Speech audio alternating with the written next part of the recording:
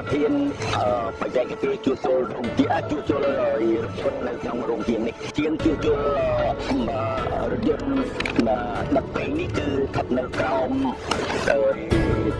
ក្រុមហ៊ុនកម្ពុជាទេឡា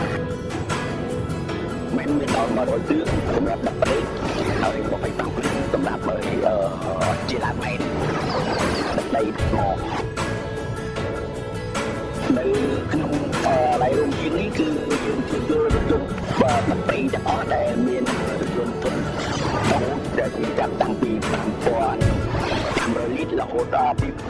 6,600លីត្រ16,000លីត្រ18,000លីត្រ30,000លីត្រ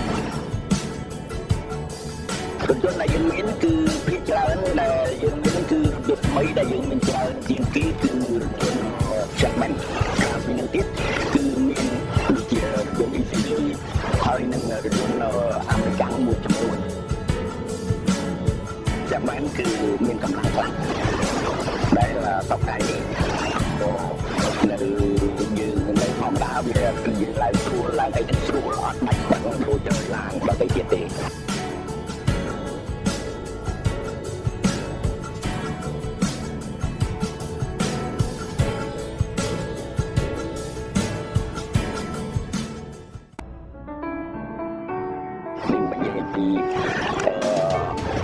គុណភាពដែលនៅខែទៀតខ្ញុំក៏អត់ដឹងថាយ៉ាងម៉េចដែរដែលវាតែថងតបដៃនេះគឺថាវាគាត់មកជាងទី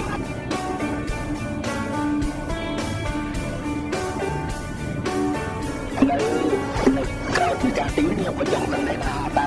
អ្នកដែលមកជួបតែកំហែគឺការថែទាំនេះជាតាមមែនទេអត់គឺថា